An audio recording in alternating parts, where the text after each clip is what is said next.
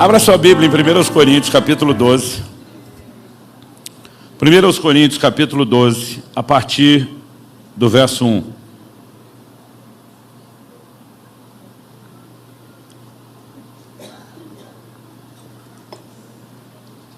Nós vamos ler do verso 1 até o verso 11. Depois a gente volta detalhando os versículos. Irmãos, não quero que vocês estejam desinformados a respeito dos dons espirituais.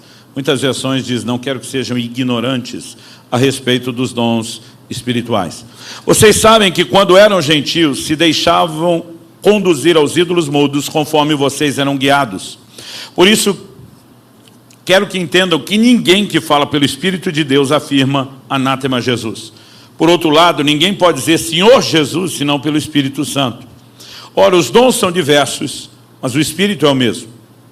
E também a diversidade nos serviços, mas o Senhor é o mesmo. E a diversidade nas realizações, mas o mesmo Deus é quem opera tudo em todos. A manifestação do Espírito é concedida a cada um, visando um fim proveitoso. Porque a um é dada mediante o Espírito a palavra da sabedoria. A outro, segundo o mesmo Espírito, a palavra do conhecimento. A um é dada no mesmo Espírito a fé, a outro no mesmo Espírito dons de curar, a outro operações de milagres, a outro profecia, a outro discernimento de espíritos. A um é dada a variedade de línguas e a outro capacidade para interpretá-las. Verso 11, mas um só, e o mesmo Espírito, realiza todas essas coisas, distribuindo-as a cada um, individualmente, como Ele quer. No capítulo 14, o apóstolo Paulo vai abordar a edificação que pode acontecer na igreja, quando fluímos de forma correta nos dons, e no verso 7 ele apenas fala de um fim proveitoso. Esse fim proveitoso envolve tanto a edificação das pessoas, como a exaltação de Deus e do senhorio de Jesus. Mas eu quero começar chamando a sua atenção para a primeira frase do verso 1. Não quero que vocês estejam desinformados a respeito dos dons espirituais. A maior parte das traduções simplesmente apresenta a expressão a respeito dos dons, eu não quero que vocês sejam ignorantes. E, particularmente, eu gosto um pouco mais do tom da expressão desinformado, porque nos ajuda a entender melhor o que Paulo está comunicando. A vida inteira, eu li essa declaração de Paulo, em outras versões, sobre não ser ignorante, a partir da ignorância que eu mesmo durante muito tempo tive. Eu tive o privilégio de nascer e crescer num lar cristão, graças a Deus, né? Frequento a igreja desde pequenininho, acho que eu tinha mais hora dormindo em banco de igreja quase do que do berço de casa, mas meus pais frequentavam uma igreja que dava a entender que o Espírito Santo tinha sido sepultado junto com o último dos apóstolos. Que tudo aquilo que você lê no livro de Atos é por uma época distante, passou, que nada mais disso é para hoje, ou seja, não havia ênfase, não havia instrução, não havia orientação a respeito dos dons. Então, durante muito tempo eu fui completamente, absurdamente ignorante sobre os dons. Não sabia quantos dons eram, quantas manifestações do Espírito, seus nomes, não entendia como operava, não entendia o propósito, ou seja, não sabia nada. Aos 15 anos de idade eu fui batizado no Espírito Santo e passei a transitar no meio de um povo esquisito, que não apenas acreditava, mas praticava o fluir dos dons do Espírito Santo. E aí meu aprendizado começou de forma lenta. Muita coisa a gente foi batendo cabeça sem entender como funcionava. Por exemplo, eu lembro que eu e os colegas da igreja, a maioria, todos adolescentes, fomos cheios do Espírito Santo, a gente se reunia para o tempo de oração. E todo mundo estava tão empolgado com a experiência do falar em línguas que a gente ficava conversando, um falando, o outro respondendo. Aí um dia eu estou lendo a Bíblia e falei, quem fala em línguas não fala aos homens, sim a Deus. Eu chamei a turma e falei, gente, sujou. Esse negócio não é para nós falar entre a gente, não, é para falar com Deus. Então era desse jeito, a gente não sabia nada. Nem aquilo que era uma experiência pessoal, nem a respeito dos dons. Mas, não apenas pela compreensão da palavra, mas pela orientação de outros, eu fui muito enriquecido. E foi uma das coisas que me levou a passar da importância a respeito de um ensino e de uma orientação que seja prática. Então, eu comecei a entender que quando Paulo fala sobre não ser ignorante, ele não está falando da ignorância plena, a ignorância que eu tinha. Essa não era a ignorância dos coríntios. Como sabemos que não? Lá em 1 Coríntios, no capítulo 1, o apóstolo Paulo, conversando com a mesma igreja, ele vai usar a mesma palavra que é traduzida como dons no capítulo 12, que no grego é carisma, na seguinte afirmação. Ele diz no verso 7, de maneira que não lhes falta nenhum dom, enquanto aguardam a revelação de nosso Senhor Jesus Cristo. A palavra aqui traduzida dom é carisma. Ou seja, pensa numa igreja que tinha o combo completo, o fluir de todos os dons. Amanhã nós vamos falar um pouco sobre os dons de uma forma mais específica, porque Paulo, nós lemos ali do verso 8 até o 10, ele lista 9 manifestações. Amanhã nós vamos apresentá-las em 3 grupos de 3 dons cada um, ou seja, nós vamos categorizar aí alguns agrupamentos de dons, né? E amanhã eu falo mais sobre isso, mas só a título de introdução, nós temos 3 dons que chamamos de dons de revelação. Palavra de sabedoria, palavra de conhecimento e discernimento de espíritos. Nós temos 3 dons que chamamos eles de dons de poder. Dom da fé, operação de milagres e os dons de cura. E temos 3 que chamamos de dons vocais, né? Alguns chamam, né, de inspiração. Eu gosto de me dirigir a eles como vocais, porque são manifestações verbais, profecia, variedade de línguas e interpretação de línguas. Por que estudá-los em grupo? Porque eles funcionam de uma maneira muito parecida e amanhã a gente dá toda a base bíblica. Eu, como não sabia nada disso, eu era pessoa totalmente ignorante. A igreja de Corinto tinha o combo completo. Para Paulo falar, nenhum dom vos falta, ele já está rolando de tudo aqui. Os 3 dons de revelação, os 3 de poder, os 3 vocais. Ou seja, um ambiente onde os dons operavam, eles não eram ignorantes no sentido de ignorar a existência. A ignorância era outra. Qual era a ignorância deles?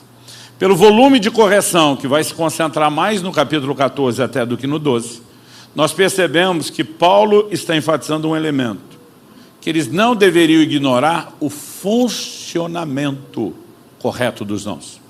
Ou seja, a igreja não precisa apenas saber que tem dons, ela precisa entender qual é o funcionamento correto. Então Paulo vai dizer, quando um estiver profetizando, se for revelado algo ao outro, o primeiro dá a vez. Ele diz, mas quando vocês forem falar aos profetas, 2, no máximo 3. Não vai profetizar, todo mundo está na reunião. Ele diz, os outros são os outros profetas, julguem. Ele está dizendo, porque essas manifestações também precisam de supervisão. A maior parte das orientações são de ordem prática. Paulo diz, vai falar em línguas que haja quem interprete. Se não tem intérprete, fala com você e com Deus. Não é que é proibido falar em língua, mas o seu irmão não precisa ouvir o que ele não vai entender. Então ele está dando orientações práticas a respeito do quê? Do funcionamento correto dos dons. E eu quero mexer nisso porque a maioria de nós ignora o aspecto prático da operação dos dons, que eu já vou adiantar o assunto que eu vou explicar daqui a pouco. Algo que eu aprendi aos 15 anos de idade e me ajudou demais, foi entender que quando falamos dos dons, os resultados podem ser espetaculares, mas o processo é simples. Então não importa se estamos falando da direção do Espírito Santo na nossa vida no dia a dia, ou se estamos falando da operação dos dons, entender isso é uma chave. Tem muito crente que fantasia o que é os dons. Então assim, ele fica olhando, ele pode estar num ambiente onde os dons são praticados, exercidos, mas ele pensa, isso é para qualquer um, menos para mim. Né? É quase como uma percepção, esse negócio está tão longe, é tão difícil, que eu não vou dar conta. Então assim, a gente tem uma teoria lá em Curitiba, que a maioria dos pastores concordam, que célula difícil de multiplicar é célula boa.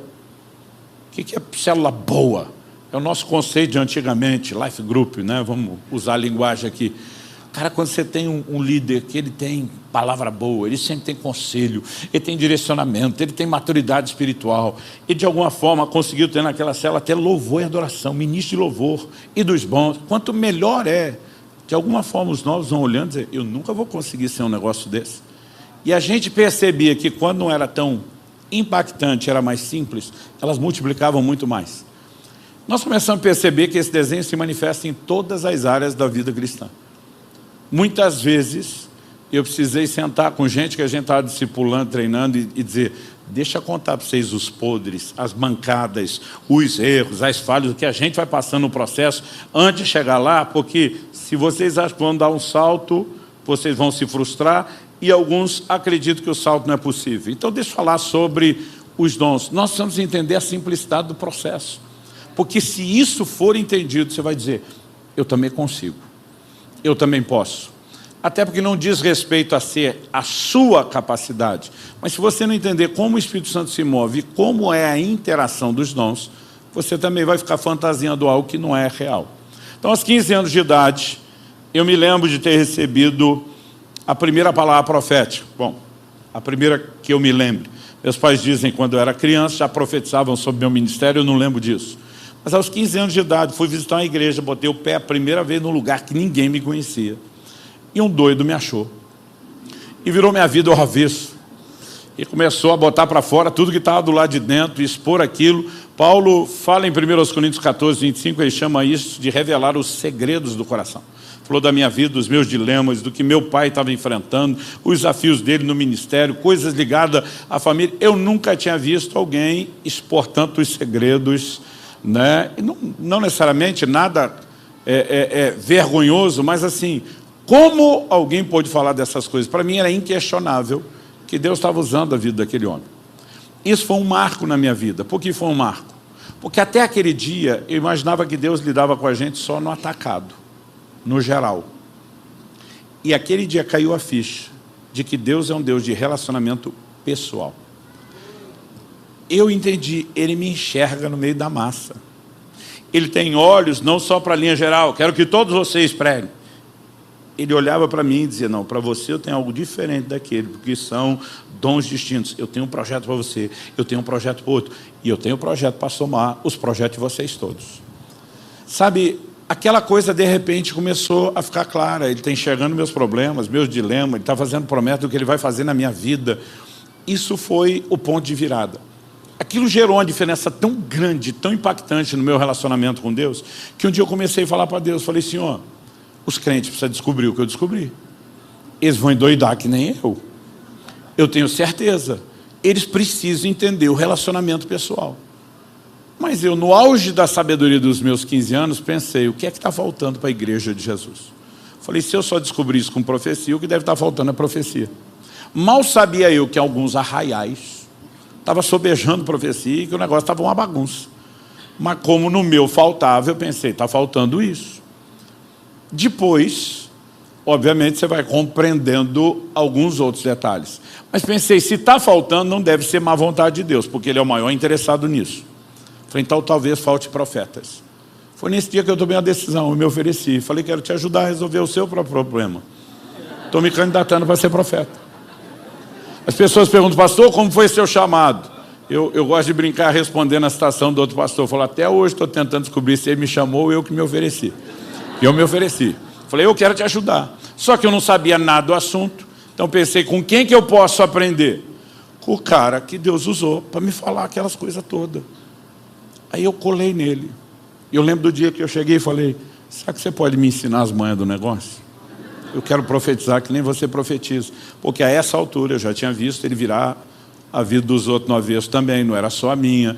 Aliás, eu já tinha visto Deus usar tanto a vida dele, que eu lembro do dia que eu falei, ó, quando você fala, Deus me disse, eu já nem duvido mais. Porque no início eu duvidava bastante. Dizer, será? Eu ficava pensando, será que tem margem de acerto, margem de erro? Essa deu certo, a outra não vai dar. Eu tinha muita desconfiança. Mas depois de ver, eu lembro que eu cheguei e falei, cara, me ensina, me dá o caminho das pedras, me ensina as manhas do negócio. Eu também quero profetizar. Ele falou, Luciano, se você quer, e quer muito. Ele falou, eu vou partir do pressuposto que Deus está trabalhando isso em você. Eu falei, é mesmo? Eu falei para ele. Ele falou, a Bíblia diz que Deus opera em nós o querer e o realizar segundo a sua boa vontade. Então ele falou, no meio do caminho talvez você vai precisar de uns filtros, que é avaliar motivações, entender processos, mas via de regra, ele desperta em nós desejos. Então, eu vou tratar como se você fosse de fato o candidato que Deus quer usar. Eu falei, que ótimo, porque eu tenho um monte de pergunta para fazer. Como que é a voz de Deus? É voz de homem? É voz de mulher? É sempre a mesma voz? Eu falei um pouco dessas coisas aqui, alguns meses atrás, num Power Night, falando mais sobre a liderança pessoal do Espírito Santo. Eu falei, como é que é? Porque quando alguém dizia, Deus me disse, eu imaginava um cara andando por aí ouvindo vozes. E era assustador, mas era o que eu imaginava. E eu comecei a perguntar, como que é? Ele falou, não, eu não ouço com o meu ouvido. Eu falei, como é que é? Você não ouve com o ouvido, você ouve com o quê? Ele falou, não, Deus fala comigo do lado de dentro. Eu falei, então você tem um ouvido lá de dentro, além dos dois de fora. Ele falou, não, não é. É uma coisa mais simples. Ele falou, Luciano, você vai ter que desmistificar o que você imaginou. E aí eu falei, mas se não é um ouvido dentro, como é que ouve? Ele falou, vamos mudar a ideia do ouve e tentar explicar o seguinte, pensa uma coisa simples, parecida com um pensamento ou um sentimento. Quando ele falou isso, me ofendeu. Porque foi como se alguém chutasse os castelinhos de areia que eu tinha fantasiado.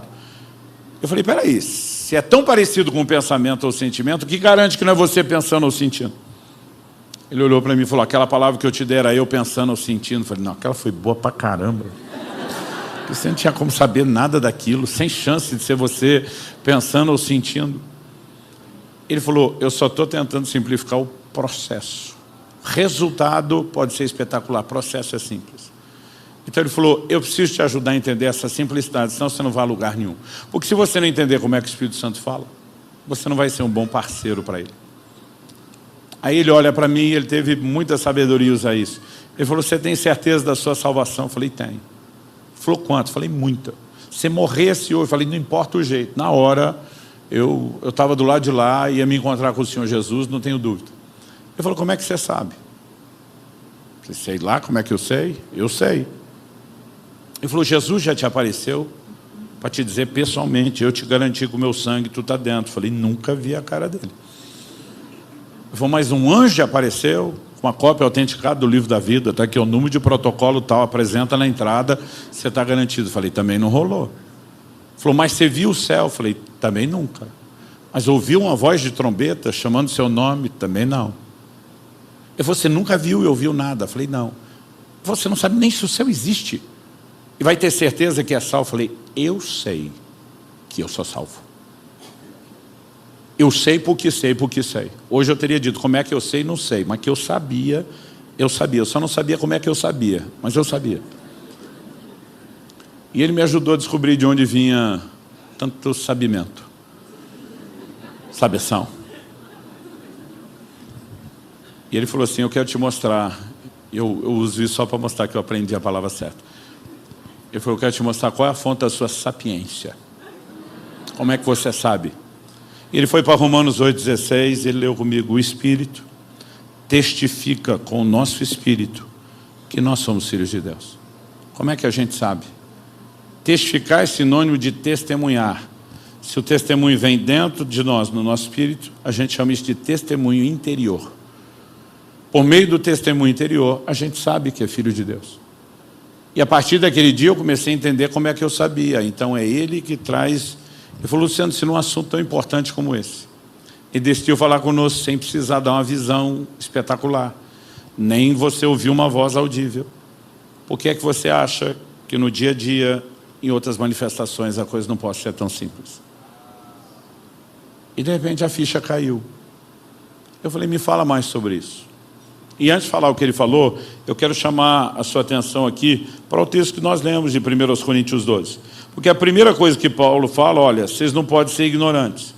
No verso seguinte, o 2, ele diz, vocês sabem que quando eram gentios, que conversa é essa, eram gentios?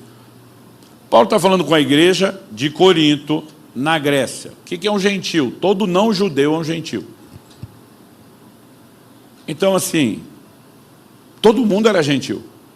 Mas como no Antigo Testamento, porque os judeus eram o povo que primeiro correspondeu a Deus, entrou com aliança, era o povo separado, eles passaram a usar a expressão gentil para falar do pagão que não conhece a Deus. Então Paulo está dizendo, quando vocês eram gentios, é tipo, espiritualmente falando, antes da conversão, vocês eram levados onde?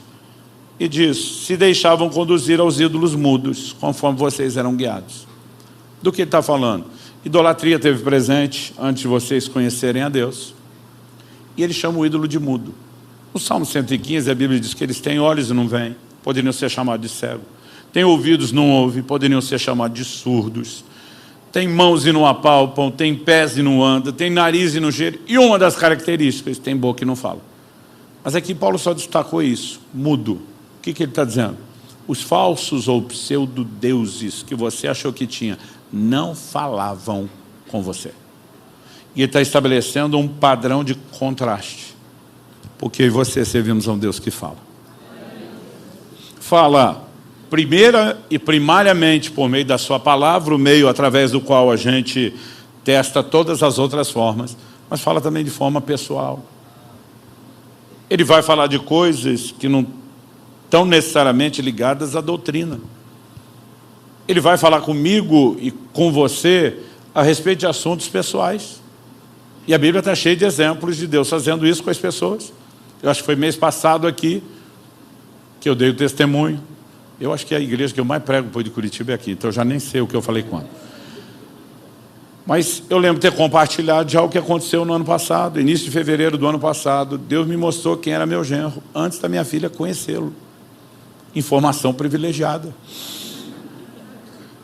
Quando ela conheceu e me disse, pai, vou casar com esse menino, apesar de dar de difícil com ela, dizer, você está maluca, dentro de mim já fazendo festa. Por quê? Deus tinha falado comigo e eu tinha testemunhas disso. Então Deus pode falar de forma muito pessoal. E no dia a dia eu e você vamos precisar de diretrizes. Jesus disse, ide por todo mundo, prega o evangelho. Então qualquer lugar que eu vou, eu estou obedecendo ele. Mas quando Paulo tenta entrar na Ásia, o Espírito Santo diz, não. A Bíblia diz, o Espírito de Jesus o impediu. E Paulo não devia estar tão errado, que no futuro a Ásia veio ser o maior palco do ministério dele. Mas provavelmente não era o timing, não era a hora certa. Então nós precisamos de direção pessoal. E o Espírito Santo quer fazer isso. Deus quer falar na minha e na sua vida. Amém? Só que no verso 3, ele vai simplificar os processos como Deus fala. Ele diz, por isso quero que entendam que ninguém que fala pelo Espírito de Deus afirma anátema Jesus. Por outro lado, ninguém pode dizer Senhor Jesus, senão pelo Espírito Santo. Ele pegou só os dois extremos. A palavra anátema, na melhor das hipóteses, significa algo abominável. Na pior, mais pesado, maldito. Ele está dizendo ninguém que fala pelo Espírito. A definição de profetizar é falar por outro. Ninguém que fala pelo Espírito Santo vai jogar contra o patrimônio, atacar Jesus ou falar mal dele. Por quê? Não faz o menor sentido você imaginar o Espírito Santo dividido com a Trindade. Ou negando o seu caráter e difamando alguém. Então ele diz, se essa mensagem está confusa, já dá para você saber que não procede dele. O Espírito Santo nunca vai contradizer a palavra que ele mesmo inspirou. Outro dia um falou para mim, não, Deus falou comigo. O quê? Que essa mulher que eu tenho, quem me deu foi o Satanás, não foi ele, que ele vai me dar uma dele. Eu falei, tá bom que eu vou cair nessa sua. Que o Espírito Santo que inspirou tudo que inspirou sobre o casamento é ficar com essa conversa mole sua. Sabe, nós temos parâmetros para poder avaliar.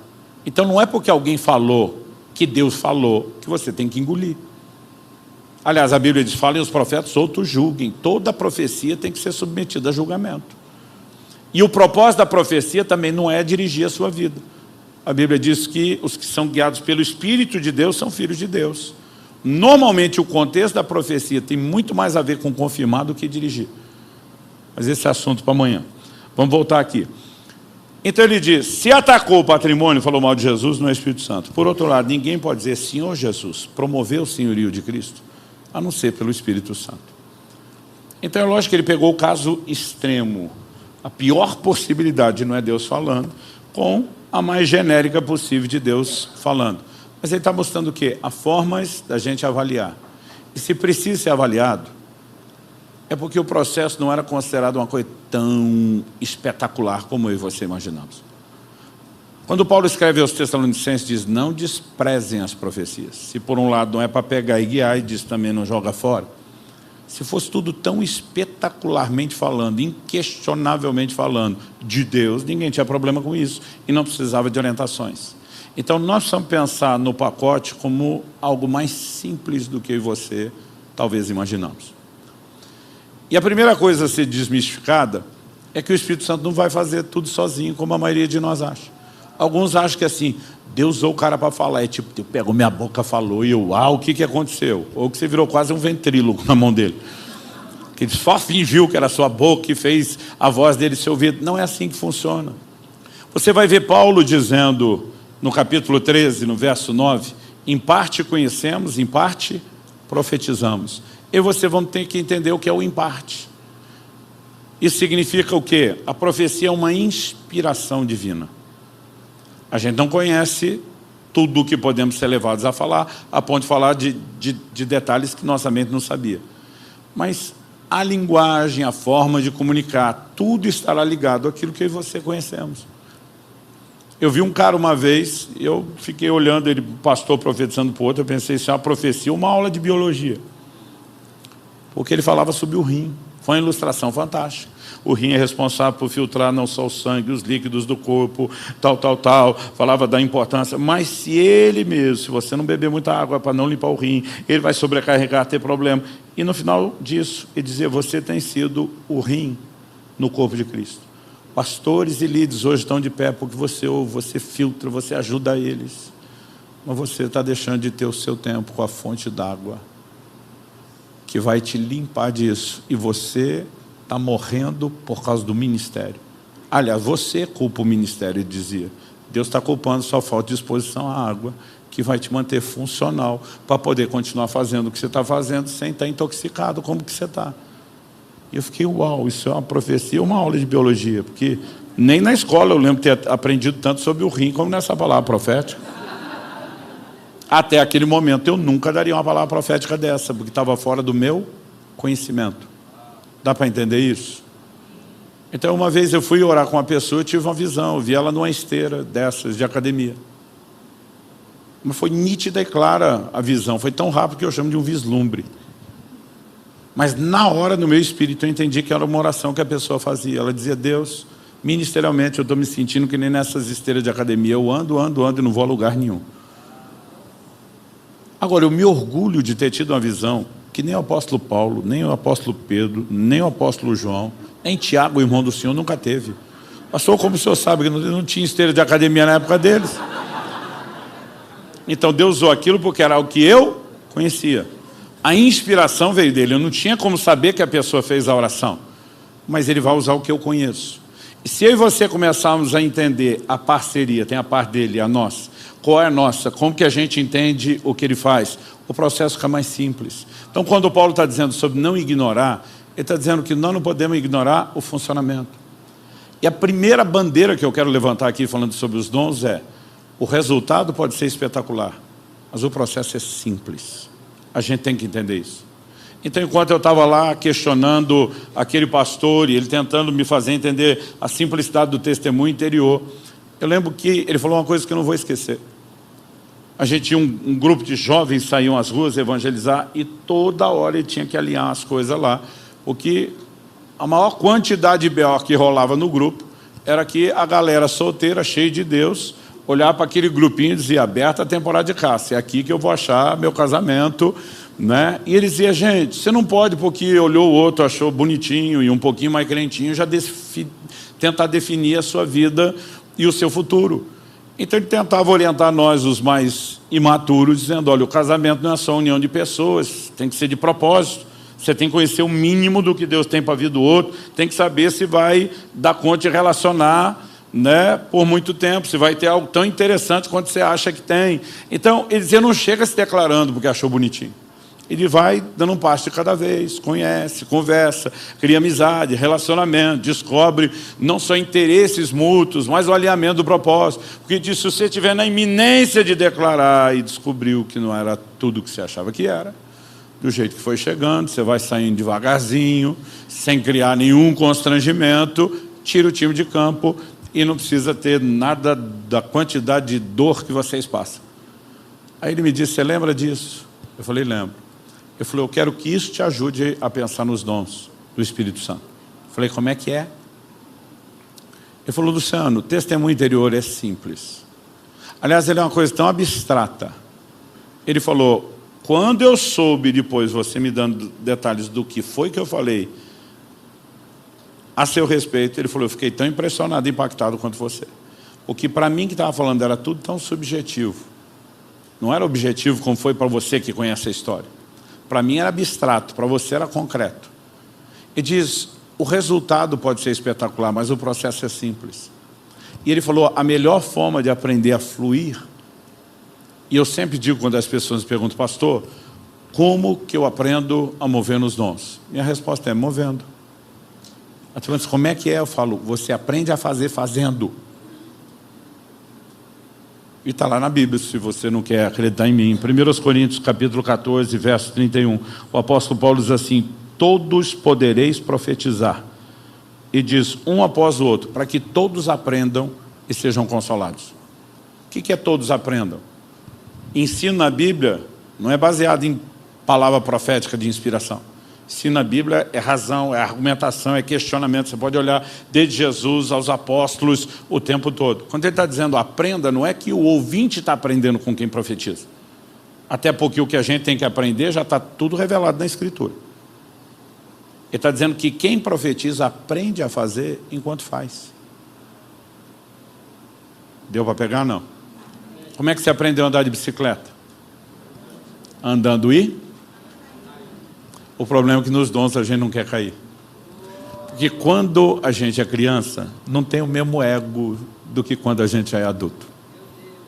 E sabe, muitas vezes nós não queremos alguns processos que você fica... Se eu achar que é e não for. Outro dia alguém falou, pastor, mas se eu achar que eu tenho algo de Deus e não é, o que eu faço? Descobri depois de já ter compartilhado que não é. Eu falei, pede desculpa. Eu falei, como é que é? Eu falei, mais ou menos assim, desculpa aí, foi mal. Prometo melhorar da próxima vez. Eu falei, a primeira coisa que me ajudou foi que lá atrás o pastor falou, não chega dando carteirada de profeta. Porque tem uns crentes que ele lê lá no Antigo Testamento que imitar, assim diz o Senhor. Eu falei, você pode usar eu acho que, eu penso, ou o que aquele pastor nos ensinou, que era a checagem, a conferência. Eu falei, Luciano, suas primeiras experiências provavelmente vão brotar nos ambientes de oração e adoração. Não é porque o Espírito Santo é mais forte essa hora, é porque a gente pela entrega está mais sensível. Ele falou, deixa eu te dizer como vai ser mais ou menos o negócio. De repente você vai olhar para alguém e você vai ter uma sensação. Os pentecostais tinham uma frase para isso. Tem mistério. O que é o tem mistério? É uma desconfiança profética. Desconfiança, porque você ainda não tem certeza de nada. Aliás, eu aumentei a frase desse pastor que ele me orientou, e eu falei que você vai olhar para alguém e vai ter uma sensação mais ou menos assim, parece que talvez, quem saiba, pode até ser, que Deus esteja querendo falar alguma coisa que eu não sei bem direito o que é. Mistério, é a desconfiança. Ele falou, bateu isso, começa a orar e procurar entender. Ele falou, você não vai entender tudo. Primeiro, porque nem a gente está tão sintonizado. Segundo, tem hora que Deus não quer que a gente saiba. Eu lembro de uma vez que eu fui pregar em outro estado. Quando eu entrei na casa que me receberam, nunca tinha visto ninguém, não conhecia ninguém, né? Apenas soube, esses são os anfitriões, acabei de conhecer. Fui para o quarto deixar as malas, falou, pastor, nós saímos tanto tempo, o senhor tem tempo para descansar aí, fica à vontade. Fui lá, e eu lembro que eu comecei a orar. Minha primeira oração falei, Senhor Jesus, duas coisas que eu tenho procurado fazer nas minhas viagens. O Senhor disse, quando alguém nos recebesse, para comer tudo, de tudo que puser diante de nós. Demorei para entender o de tudo, antes eu comia tudo. E eu falei, eu vou te obedecer nisso. Mas o Senhor falou, cure os enfermos que nela houver. Se tiver um enfermo nessa casa, eu quero ser um instrumento seu. E eu não quero nem que eles me peçam. O Senhor pode sair na frente e mostrar. Enquanto eu estava orando por isso, o Espírito Santo falou comigo. A esposa do seu anfitrião tem uma sequela do segundo parto. Ela vem orando por isso há muito tempo. Eu fiquei impressionado. Eu não sabia nem quantos filhos eram, mas falei, tem que ter pelo menos 2. Ou um parto, ainda que se não houver um filho que deixou alguma sequela. Mas eu fiquei dizendo para Deus, me dá mais detalhes. E dizer, porque você quer detalhes? Eu dizer, porque eu quero impressionar. Eu quero provocar a fé dela. Eu quero que essa mulher saiba que ela está recebendo um profeta de Deus em casa. E quanto mais precisa for a palavra, maior a correspondência. Eu orei por 2 dias e Deus não me falava mais nada. Até que eu desisti de tentar. Eu lembro de um momento onde tivemos um mover de Deus. Era para ser um churrasco. Ninguém comeu as carnes, porque queimou tudo na churrasqueira, porque o mover de Deus pegou lá, nós esquecemos o negócio. Nem os cachorros quiseram, tão queimado que estava, para você ter ideia. Mas eu lembro que nessa hora eu desisti de esperar, fui até ela e falei, olha, desde que eu cheguei, Deus me mandou liberar cura sobre você, eu quero impor as mãos. E falei, eu quero que você e o seu marido saibam que Deus foi muito específico, ele me disse que é uma sequela do segundo parto. E eu fiquei quieto esses 2 dias, porque eu estou pedindo para ele detalhes. E eu queria detalhes para te impressionar, para dizer, o homem de Deus chegou sabendo tudo. Mas de alguma forma Deus não fala mais nada. Quando eu falei isso, a mulher começou a chorar. Ela falou, pastor, nesses anos que eu oro, uma das poucas coisas que eu peço a Deus é, quando o Senhor enviar alguém para ministrar minha cura, não dê detalhes. E daqui a pouco eu pensei que podia ser algo bem pessoal. E que o encherido era eu. Então às vezes a gente quer inventar as coisas que não precisa. E bastou impor as mãos e o milagre aconteceu na hora. Sabe, a gente precisa simplificar as coisas. O resultado pode ser espetacular. O processo pode ser simples. Chega uma hora, você tem um nível de segurança que às vezes você não precisa perguntar tanto. Mas ele falou para mim, Luciano, quando você olhar para alguém e bater a desconfiança profética, vai checar, faz uma conferência. Não chega falando que foi Deus, nem você tem certeza. Aí o que eu fiz? Primeiro, você nunca esquece. A gente estava num dia desse, louvou a adoração, chegou um rapaz atrasado. No início achei, chamou minha atenção, que chegou depois. Depois estou lá, está chamando minha atenção, que sentou no fundo, não veio. Mas quanto mais eu oro, maior é a desconfiança profética. Parece que talvez, quem saiba, pode até ser, que Deus quer falar alguma coisa que eu não sei bem direito o que é. Aí eu já não tirava mais o olho dele e dizia, Senhor, se for minha hora de começar, eu quero. Fala comigo, fala comigo. E de repente me veio um testemunho interior. Parecia um pensamento, um sentimento, uma coisa vaga, distante. Ele brigou com o pai essa semana. Naquela época, gente, hoje nós temos uma orientação sobre família dentro da igreja que é muito maior. Mas o jovem brigar com o pai em casa não era uma possibilidade, era certo. Eu pensei, isso não é revelação. Todo mundo aqui deve ter brigado com o pai. Mas eu continuo orando.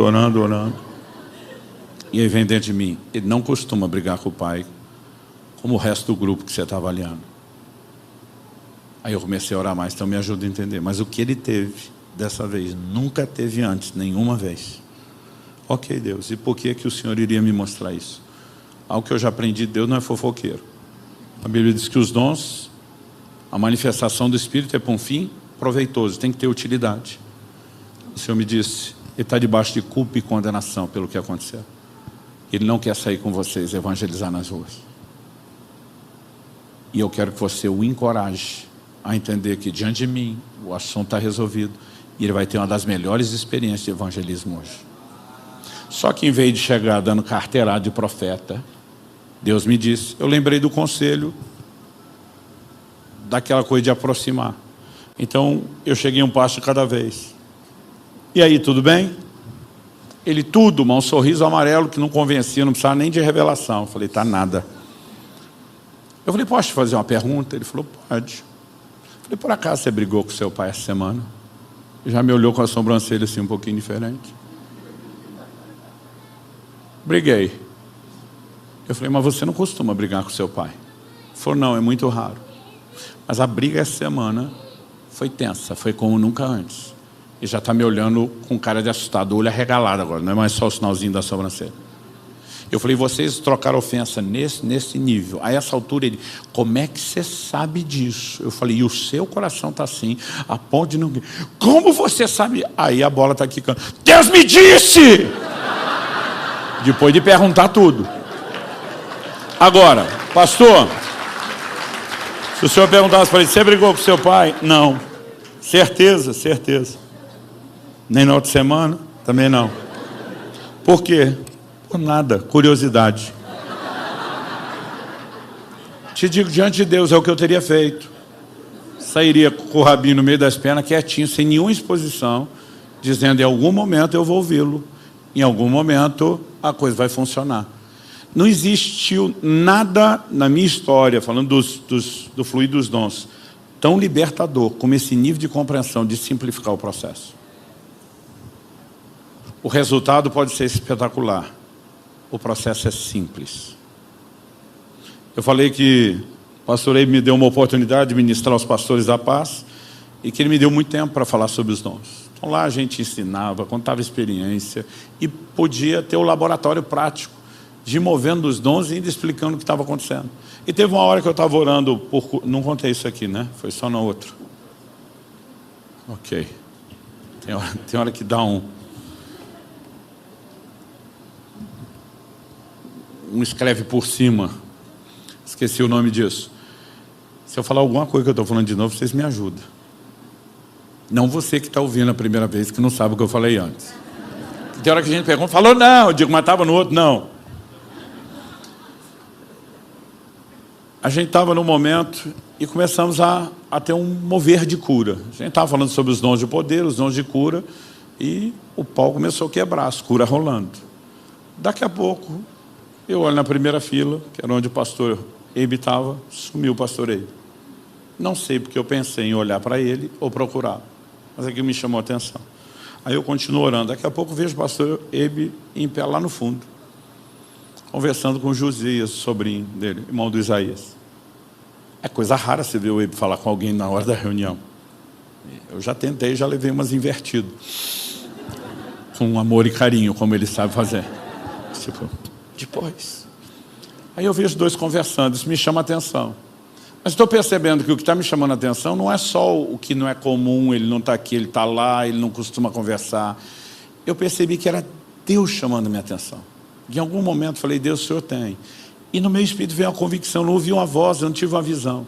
Era só uma convicção. Você tem que se meter naquela conversa agora. Eu falei, eu estou pregando. Ele pode conversar, eu não... Mas a convicção era tão nítida que eu corri para lá. Eu literalmente corri pelo corredor. Eu lembro do irmão que me agarrou pelo braço. Ora comigo. Falei, agora não. E eu fui, mas sem nem saber o que eu vou fazer. Oi, gente, posso conversar com vocês enquanto todo mundo... Eu não sabia. Mas eu já aprendi que você não precisa ter um plano para tudo. Normalmente você tem que obedecer um impulso. E eu já vou detalhar o porquê essa interação é importante. E, de repente, quando eu cheguei, falei, desculpa, eu vim interromper a conversa de vocês. Algo brotou lá de dentro. E eu simplesmente me vi falando para o Josias, você tem pensado isso, isso, isso. Você tem sentido isso, isso, isso. E você tem questionado uma direção de Deus sobre isso. Você chamou ele para conversar não como tio, mas como um discipulador esperando a direção de Deus. E ele te disse que tinha uma resposta de Deus. E disse que a resposta era essa, essa, essa. E que Deus ia mandar alguém para confirmar. Está aí a confirmação que você quer. Toma. Virei as costas e voltei. Eu já tinha achado legalzinho. Mas assim, não fiquei impressionado. Falei, de onde saiu isso tudo? E normalmente eu filtro, eu processo, aí eu questiono. Falei, ué, ninguém brigou comigo, nós vamos saber depois. Terminei de ministrar, quando acabou a sessão, eu lembro que eu sentei do lado do Eibe. Quando sentei do lado dele, ele falou para mim, o Espírito Santo existe. Eu falei, o senhor tinha dúvida disso? Ele falou, não, só estou tentando falar de uma forma mais contundente do que aconteceu. Eu falei, do que aconteceu onde? Ele falou, que você foi falar com o Josias. Eu falei, me conta o que aconteceu. Eu lá tinha ideia. Falou, Luciano, eu senti de Deus de levantar e de abordá-lo. Eu senti que ele vinha querendo conversar comigo, não tocava no assunto, mas que Deus queria me usar na vida dele. E ele falou, olha, eu não vou falar com o senhor como tio, mas vou esperar na direção de Deus. Tenho pensado isso, tenho sentido isso. Meus dilemas são esses. E eu preciso de uma palavra de Deus. E ele falou, eu dei para ele uma palavra. Eu falei, essa palavra é de Deus, Deus vai confirmar. Ele falou, eu terminei de falar, você chegou, repetiu tudo que ele falou, repetiu tudo que eu falei e virou as costas. Eu falei, o senhor está de brincadeira. Aí até ele me olhava assim, eu falei, foi desse jeito. Porque ao que você vê o resultado, você fala, foi top pra caramba. Eu conto para todo mundo até hoje. Até ele me contar o que aconteceu, eu não tinha a menor ideia. Onde eu quero chegar com isso? Quando muitas vezes Deus nos provoca, eu e você precisamos entender a importância da interação. O Espírito Santo não vai fazer nada sozinho. O que dizer quando falamos dos dons? Há uma parceria entre o Espírito Santo e o homem. Eu e você não podemos nada sem ele. E ele decidiu que ele nos traria para o processo e que ele não ia fazer tudo sem a gente. Como isso funciona? Em parte conhecemos, em parte, ok, ele nos inspira, mas eu e você temos que corresponder. 1 Timóteo 4,14, Paulo diz, não seja negligente para com o dom que é em ti. A palavra dom ali é carisma. Se o dom operar sozinho, por que é que Paulo ia acusar Timóteo de negligência? Agora, se ele está falando sobre não ser negligente, é porque tem a nossa parte, não só a dele. Dá para entender? 2 Timóteo capítulo 1, verso 6, ele diz, reaviva. Outra tradução diz, desperta o dom que é em você. Ele não falou, Timóteo, ora aí para o Espírito Santo acordar o dom.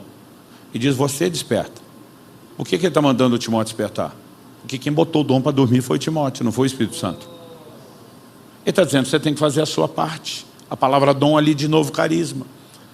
Então você vai observando nas Escrituras, e eu entendi algo, o pastor não me explicou isso, mas eu entendi algo lendo a Bíblia, sobre o que aconteceu lá nos meus 15 anos de idade. Foi compreender a interação, que é a nossa responsabilidade. Samuel está lá, na casa de Deus. Ele acorda com a voz, chamando ele pelo nome. Samuel, Samuel. Ele levanta, e ele não está achando que é Deus. Ele vai atrás de Eli. O senhor me chamou? Chamei não, Piá. Essa é a tradução paranaense da Bíblia. A gente chama o garoto de Piá. Pode voltar a dormir.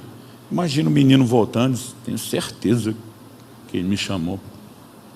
Aí daqui a pouco chama de novo. Agora o senhor chamou. Não chamei. O senhor está de brincadeira comigo? Não. Vá dormir, menino.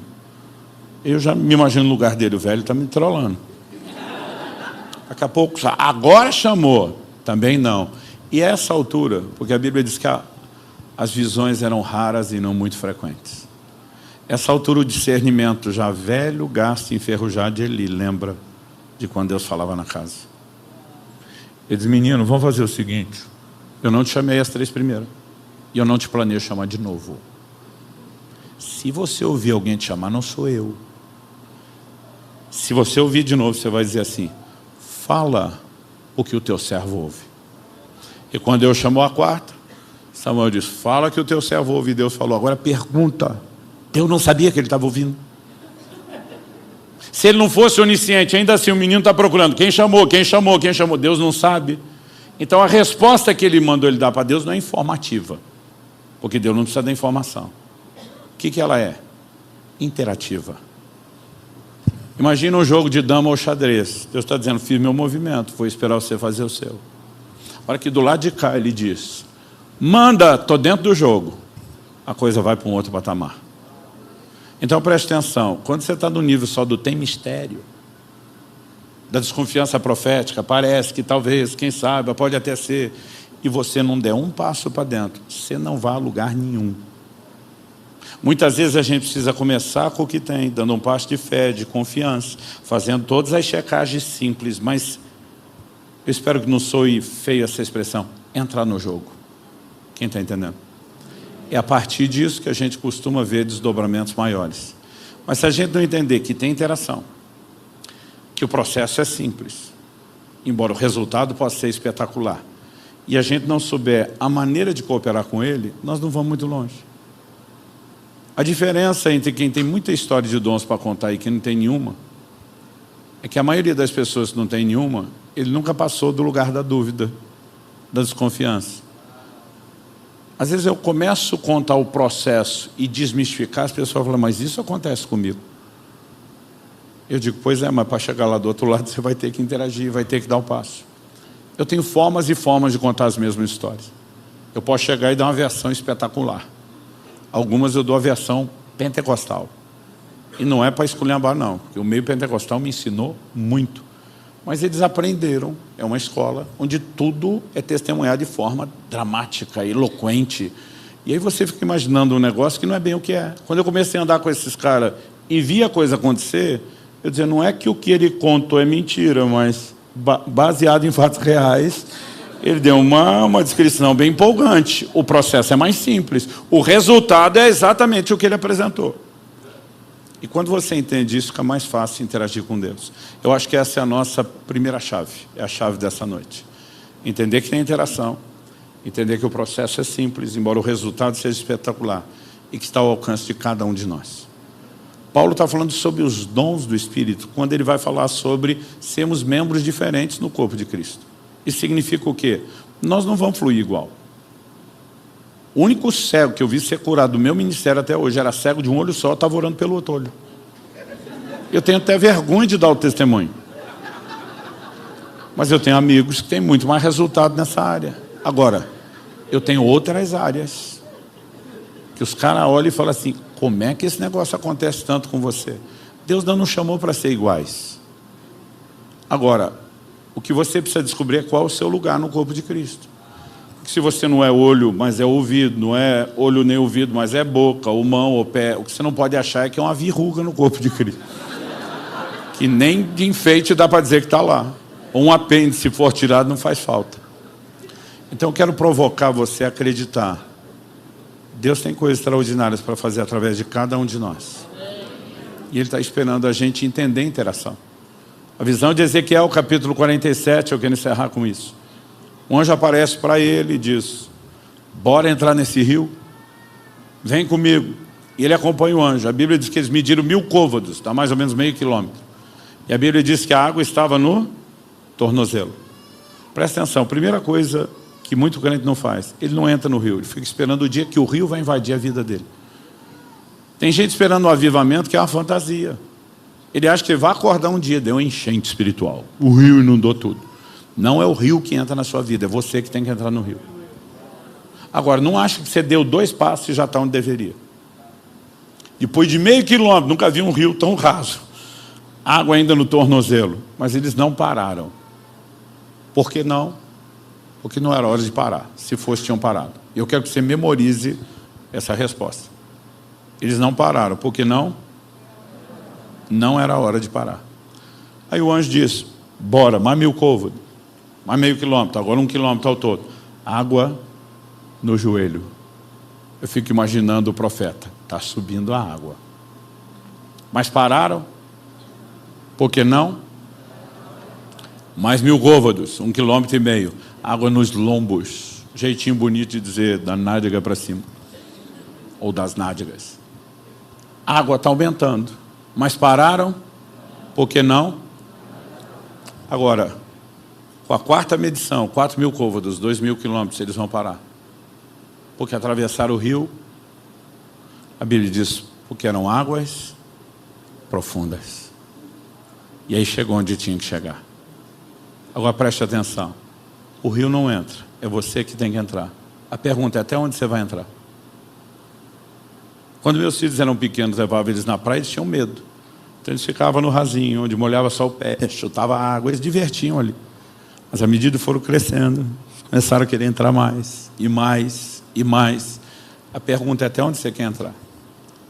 Agora não adianta eu ter mais água, estou no joelho, do que eu tinha antes ou do que o outro tem. Não adianta só eu ter mais água do que os 2 primeiros níveis que eu já tive ou que outros ainda estão lá. Aqui tem uma progressão, mas até aqui eu ainda estou com o pé no chão. Pé no chão significa o quê? Quem está no controle sou eu. Eu vou para cá, eu vou para lá. Agora Deus está dizendo: eu quero te levar onde não dá mais pé. Água profunda é onde não dá mais pé, água para nadar. Porque é quando eu e você perdemos o controle. E aí é o rio que assume o controle. É ele que te carrega. Há um lugar de rendição progressivo. Paulo diz em 1 Coríntios 14, visto que desejais dons espirituais, procurar progredir neles. O que é progredir no dom? O Espírito Santo não vai melhorar o que ele faz aos poucos. Ele faz tudo direito. Eu e você vamos entender melhor o dom, vamos aprender a fluir melhor com ele. Nós vamos sendo refinados no processo de aprendizado. E a gente vai ter que ter um entendimento de que a gente vai ter que se expor um pouquinho. É por isso que vocês têm um privilégio gigantesco que muita igreja no Brasil não tem. Qual o melhor ambiente para o treinamento dos dons? Isso se chama Life Group. Outro dia um cara foi num culto nosso lá em Curitiba, ele falou: pastor, eu estou frustrado. Eu peguei umas conferências de avivamento dos dons, o pau quebrar. Aqui vocês têm culto normal? Eu falei: todo domingo. Eu falei: defina normal. Porque para nós tem um padrão do que é bíblico, do que é certo, do que a gente precisa. Não, porque não viu o Senhor revelar ninguém, curar ninguém. Eu falei: meu amigo, presta atenção. Quando Paulo fala dos dons, ele sinaliza um ambiente. Ele diz: quando vos reunis, ele diz, um tem salmo, outro tem doutrina, outro tem revelação, outro tem língua, outro tem interpretação. Ele está dizendo que tem reuniões que a gente não vem receber, a gente vem para dar. São reuniões diferentes. Nessa que é para dar, ele quer que todo mundo participe. Você consegue imaginar se cada um aqui hoje à noite, só esse 500 mil de gente que nós temos aqui, cada um fosse dar uma palavra? Que hora que terminaria essa reunião? Mas aí não é nem só doutrina. Cada um fosse cantar, bom, se eu cantasse acabava a reunião, não ia demorar mais. Mas cada um de nós fosse ter uma revelação. Ou seja, é possível praticarmos isso aqui? Não. Agora, é bíblico e tem que ser feito. Então, onde é o ambiente? As reuniões menores, nas casas. Nosso maior ambiente de treinamento, encorajamento e promoção dos dons, lá em Curitiba, são as reuniões nas casas. E sabe, nós precisamos entender que é nesse ambiente de menos exposição que você pode treinar, sem ser julgado. Dizendo, olha, estou sentindo uma coisa aqui, eu não sei se faz sentido. E só tem um jeito de você descobrir, é checando. E a checagem pode ser sábia, você não precisa começar falando em nome de Deus. Aí de repente você acorda com um negócio do nada. Ou vem, porque a gente tem mania, é da minha cabeça. Tem hora que eu penso assim, só tem um jeito de descobrir se é. Eu entrei um dia no meu escritório, entrei para pegar, escritório de casa, não era de trabalho, entrei para pegar um documento, me vem um negócio, liga para fulano. Um pastor amigo meu aqui de São Paulo. Primeira coisa que homem pensa, porque o nosso poder relacional é um pouco menor do que o das mulheres. Ligar para quê? Primeira coisa que você pensa, tenho nada para resolver. É raro um homem ligar e dizer, está tudo bem. O que você quer? Nada, só para nós papear a gente é objetivo demais. Primeira coisa que eu pensei, ligar para quê? E aquele negócio, liga. Eu falei, eu não quero, não é do meu feitio. Eu já deduzi, Deus está me incomodando. Passei a mão no telefone, liguei. Quando ele atende do outro lado e diz, que surpresa você me ligando. Eu que não sei porque eu estou ligando, nem o que eu vou falar, digo, pois eu estou tão surpreso quanto você. Só que a hora que eu dei o passo, ele atendeu e entrei. Veio outro movimento. Pergunta se ele acabou de fazer uma oração pedindo uma provisão de R$3.000. E agora a coisa está ficando específica. Eu falei, por acaso antes de eu ligar, você tinha feito uma oração a Deus pedindo uma provisão específica de R$3.000? Primeiro um silêncio. Depois uma voz emocionada dizendo, eu tinha acabado de fazer oração quando o telefone tocou. Pensei, Deus me usou para confirmar que ouviu. Aí aquele testemunho interior diz, pega a conta e transfere. Na coisa que eu pensei, o que é que eu tenho a ver com isso? Pediu para tu, não foi para mim? Mas eu falei, ele estava certo sobre ligar, ele estava certo sobre o resto, ele está certo sobre tudo. Falei, me passa seu número de conta que eu vou transferir os 3.000. Aí meu amigo do outro lado, em vez de ajudar, ele disse, o que é que você tem a ver com isso? Falei, estava pensando a mesma coisa. Eu falei, quando eu te liguei, eu tinha como saber que você tinha acabado de orar? Não. Eu tinha como saber o valor pelo qual você tinha orado? Ele falou, impossível. Falei, pois é, a mesma voz que mandou te ligar, que disse que você orou, que disse pelo quanto você orou, mandou eu transferir. Você vai brigar com a voz? Anota aí.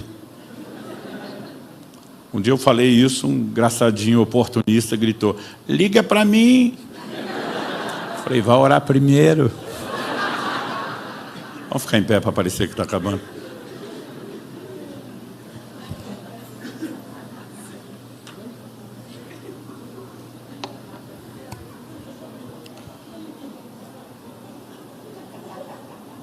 Eu quero te encorajar a respeito de algo.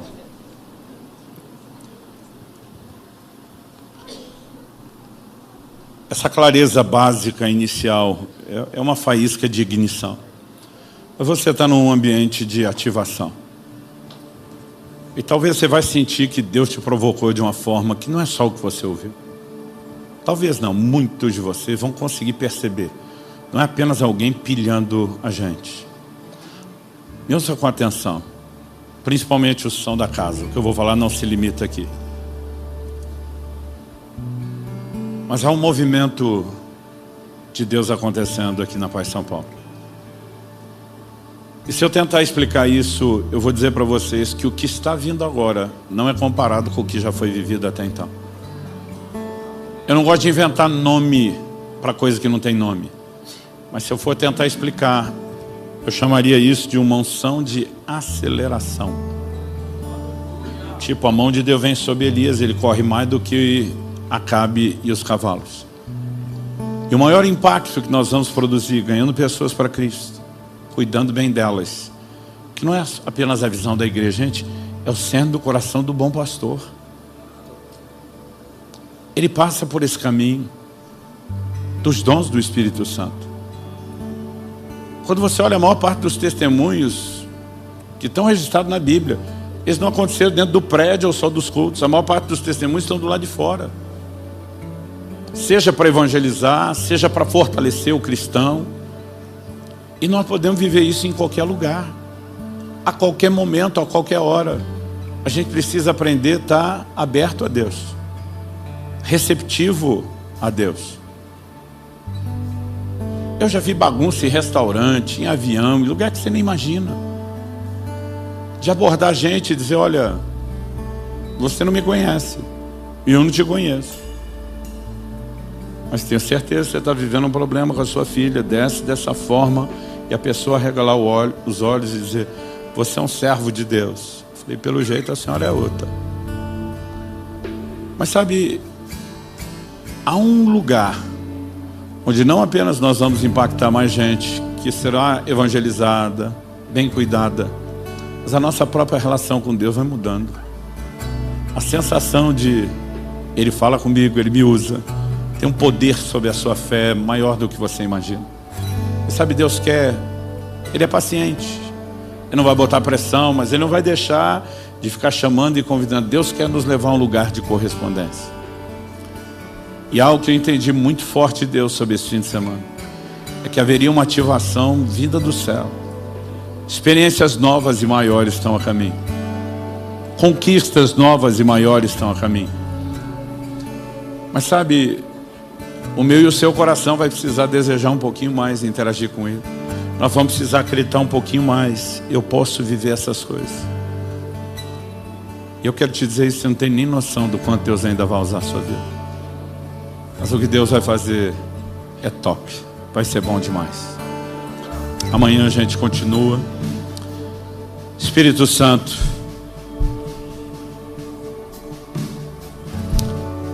a sua presença, o seu mover nesse lugar é inquestionável. Nós só te pedimos que não se limite aqui agora, nem só a segunda sessão da conferência, seja qual for o horário que cada um vai escolher amanhã. Nós oramos por um novo tempo. Nós oramos por dias de rompimento. Nós oramos por dias de ativação. Nós oramos por dias de enchimento do Espírito Santo. Nós oramos por dias de restauração da sensibilidade que muitos perderam ao longo do caminho. Nós oramos que o Senhor provoque a fome, o anseio. Sopra sobre nós. Aqui e agora, mas não só aqui e agora. Eu quero que você comece a falar com Deus, do seu jeito, da sua maneira, como você entender que devo. Os músicos vão ministrar e por enquanto vou pedir que você não cante. Vou pedir que você ore. Há um ambiente de liberação dos céus. Para alguns será uma nova unção, uma nova percepção, o resgate da sensibilidade. Para alguns será a liberação de dons que você nunca experimentou. Para outros será um reavivar deles. Eu sinto que alguns vão ser tocados por Deus com uma fome, um desespero por Ele, de uma forma como você ainda talvez não viveu. Eu só quero te pedir, se expõe um pouquinho e deixa que Ele toque a sua vida. Ore como você achar melhor, em pé, sentado, de joelho, em voz baixa, em voz alta. Português, na linguagem sobrenatural de oração. Vem, Espírito Santo. Vem sobre cada um de nós. Confira esta outra linda pregação, que pode tocar seu coração e inspirar sua fé.